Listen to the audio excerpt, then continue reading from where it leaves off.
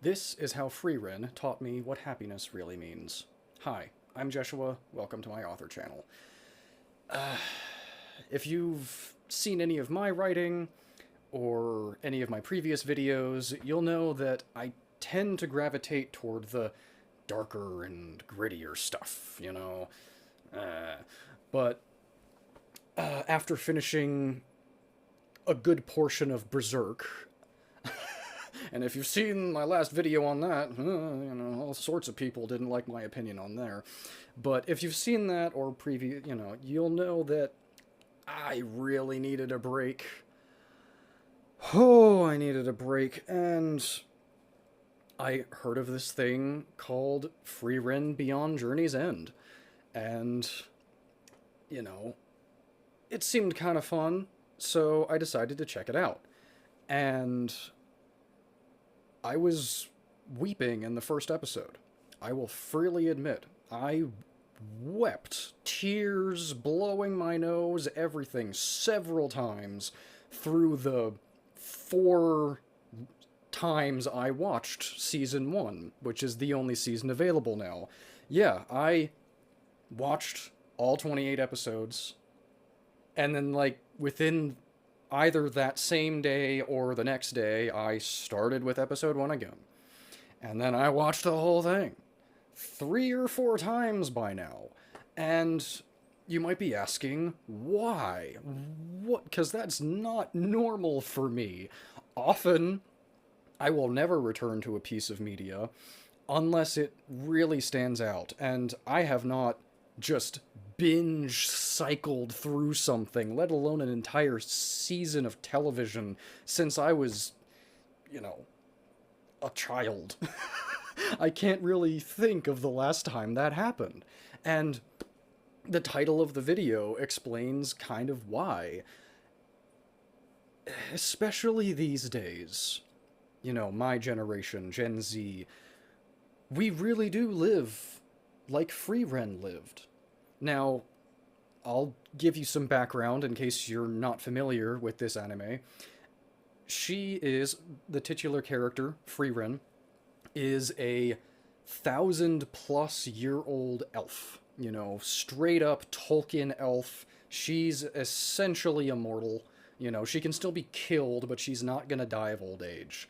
And she lived out a very long time, like a lot of my generation lives, very disconnected from people, apathetic about the world around us. Now, we have different reasons than she has. Her world is different than ours. She's very much a classic Tolkien fantasy world where there was a dark demon lord and all these things. But at one point, Himmel the hero, who was not named Himmel the hero yet, sought out an elven mage for his adventuring party because he wanted to be the one to take out the Demon King. And he took her on this 10-year journey with 2 other friends, and they defeated the Demon King, and all of this happened in the backstory. The first episode starts, they're in a cart on the way back to the capital to receive their reward for their success. The Dark Lord of the fantasy story is already dead. And so they celebrate, and then she goes off, to do her wanderings for 50 casual years. Just blink of an eye, 50 years is gone, and she returns to go take her friends to see this meteor shower that happens every 50 years. It happened during their celebrations, but they were in the city. There was a lot of light pollution. She knows of a better place to take them, and so she goes and wants to take them again. And she finds Himmel, the once young and vibrant, gallant knight, basically, the hero, worshipped throughout the land as sort of as a savior figure, really. This shrunken, decrepit old man. And she takes him on his last adventure. Man, it's been months since I watched this, and even now, and he dies shortly after. And it's not until at the funeral, when some women just watch it, at the event to celebrate his life, calls her out for, like, not even frowning. Because she's just emotionless, almost. Whether the author intended it or not, she definitely comes across as autistic. She has very little facial expression. It's almost impossible for even the friends who were with her for 10 straight years, like day in, day out, living with her for 10 years, even they can't read her really.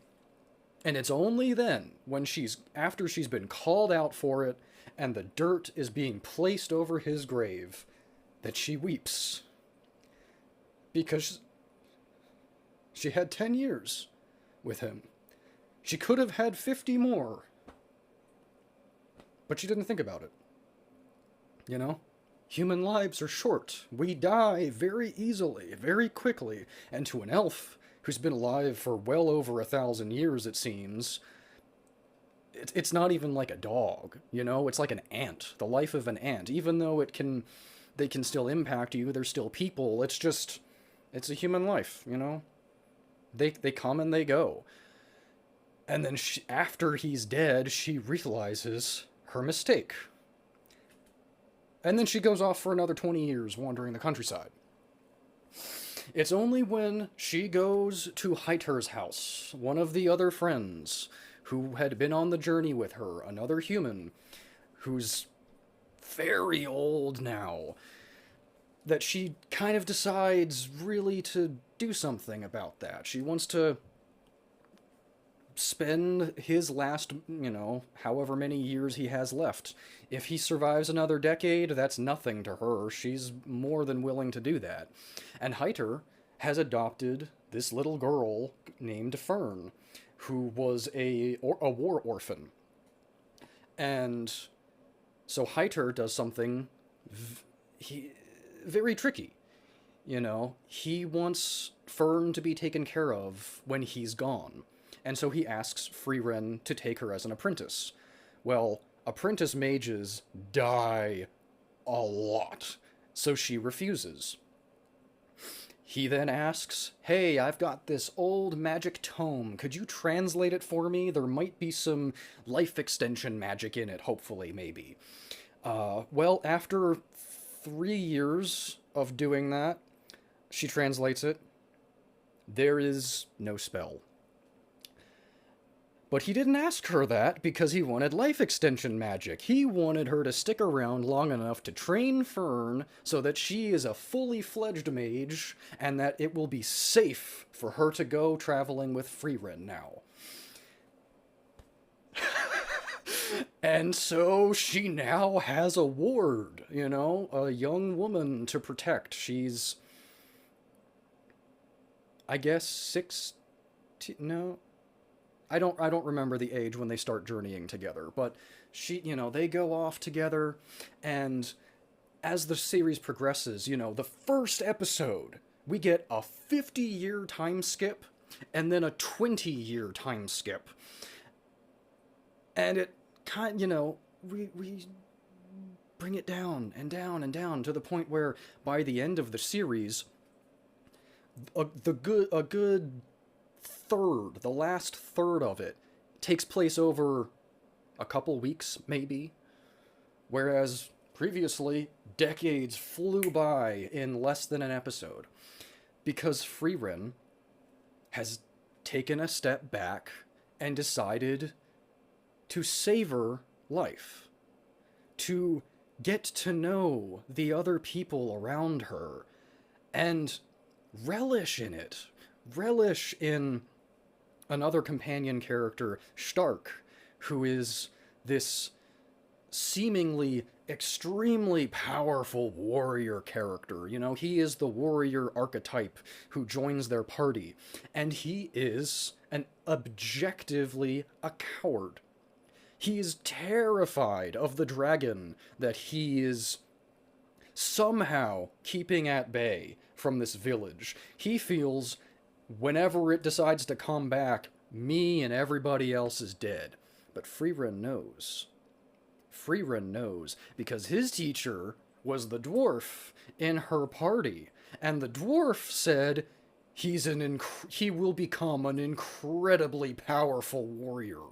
And so she sicks Stark on the dragon himself, and though he is practically crapping himself, he kills the dragon on his own, you know? And his teacher is also a coward who trembles before every battle, but he is able to do it, you know? It shows heroism in spite of fear, which is not new, but it's just so refreshing to see it executed that way with him. And then Fern, who is a tsundere, but, like, when you call her out on it, she apologizes, you know? And it really is, I feel, the future of anime. Because you don't have these ridiculous overexpressions and just screaming all the time. No, people sit calmly and have conversations. In battle, there's no screaming of attacks and it's a mage battle. They stare at each other, blank-faced, just throwing the craziest magic at each other. And it's just so refreshing. And yeah, it touches, like, the core themes are, she is retracing her journey with Himmel and with her new party. And as they reach places, we get flashbacks, and the flashbacks are done well because we're in the location where it happened. We have context, and then what's happening now and what happened then synergize perfectly. It's flashbacks are often done so poorly, and yet here there's some of the most impactful stuff the show has. And it's all because she regrets. The whole thing is mourning. And the first end song for the episodes ends with it ends with, I'm singing a lullaby for you to come back home, with a beautiful voice from a fantastic singer. But it starts with, can you hear me? And then the second end song, which takes the end sequence about halfway through the series, begins with, I hear you. And just, that wasn't from the manga. That was just the show itself doing that. And accepting mourning and really feeling it. And through that grief, she learns to find joy. You know, she's been alive for so long, and yet really it's not until the death of Himmel that she actually feels joy. Like genuine joy, genuine connection with other people. And it's so true for real life. Most people never make that change, whatever that change may be. Maybe it's connecting with other people, maybe it's pursuing the dream that they've always had but always repressed because their parents and their friends and their peers said, oh, don't do that, that you're gonna get hurt or waste your time or whatever. Until a serious loss happens, most people never make that shift. And post-COVID, I know tons of people definitely feel those things. I myself was lucky enough that it didn't happen, but I've definitely felt grief in my life. I've lost family members and such, and it's just so well executed, and like the themes are at the forefront. The storytelling, what is story structure? The Japanese, especially in their manga and anime, have very rarely cared about Western ideas of story structure to begin with, but Frieren will spend half an episode looking for a flower And it's some of the most emotionally impactful stuff in the entire series. How? How did the mangaka do that? That's just... It's truly phenomenal. And I feel that everybody... I can't say that with many things, but I feel everybody should watch or read Frieren. Because it does. It's about coming together as people, getting to know them, being willing to be emotionally invested in people. Because yes, you can go your whole life without that, but then opportunities vanish. You know, we find out, I guess this is sort of a spoiler, but very quickly within the flashbacks, we find out that Himmel loved Frieren. And maybe or maybe not, she's kind of figuring that out now, 70 plus years after his death. And just... I mean, who hasn't felt that before? Who hasn't, in their life, years later, well beyond the opportunity has passed, do you find out a great person, someone you would have been more than happy to be with, felt the same way. But you didn't know, and neither of you were willing to take that risk. You know, that's the thing. Life is about taking risks. You can be the sniveling coward who just hides in the hole and does nothing with your life. I'm not talking to you specifically, people in general. But then, you know, as far as I'm concerned, we only live once, you know? Whether or not there's an afterlife, I don't know, but I certainly know that even if reincarnation exists, this lifetime, I want to experience those things. I want to be invested in people. Thanks to Frieren, really. I was totally content with not being as much. But the richness that we get in Frieren's life and the enriching that she gives to Fern, to Stark, to all of the other people that she meets, whether she has an open emotional connection with them or not, she leaves an impact, a positive impact. She is a hero. She was part of the hero's party. She may not be remembered the same way Himmel was, but everywhere she goes, there are the grandchildren of the people she saved, and some of the people who are still alive from back in those days, who are grateful, whether aware of who she is or not, but they're grateful for their lives because she did something good for them. Yeah, and it's so easy to grow apathetic or to stay apathetic and to just remain detached from the world. Because, I mean, if you're watching this video anytime around when I uploaded it, there's a lot of really bad stuff going on anywhere you are. Doesn't matter what country you're in, doesn't matter what ethnicity or sex you are, there's bad stuff that's probably affecting you personally right now. So it's so easy to try to hide from those things and be the elf who just coasts through it all with a hobby or two, you know? She collects folk magic. Thanks to Himmel. Before that, she didn't even do that. She was just the centuries flying by with no meaning to any of it. And as I'll have to put it in because I'm forgetting his name, which is so sad because he's awesome. The dwarf who was in their party. You know, at one point she commented that their adventure was a mere 10 years. It wasn't even 1/100th of her life.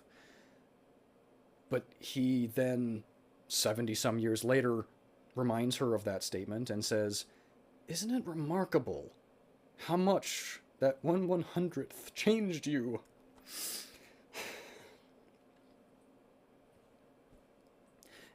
And it did. And she realizes that it did. And man, that's the juice of life. That is the perfectly cooked steak compared to the fast food cheeseburger. You know? In quality of life. In quality of life. That there it is right there. What is quantity when quality can be just at your fingertips? But most of us don't realize it until it's too late. I could go on into the different adventures that are had, but if you've seen it already, I'm not going to be telling you anything new. And if you haven't yet, I want you to experience it for yourself. It's so good.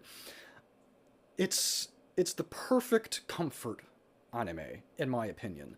And I will certainly be returning to it in the future. This is just... it's so beautiful. And it seems that in 2026 we'll be getting a second season. And I really look forward to that as well. So, yeah. Thank you for watching all the way to the end. I'm just kind of rambling now, so I guess I'll end it now. If any of my insights and feelings toward this or anything else sound at all interesting, you'll probably find my book interesting, The First Ogre King. You can get the first 5 chapters totally for free when you sign up for my mailing list down below. Thank you so much. I'll see you next time.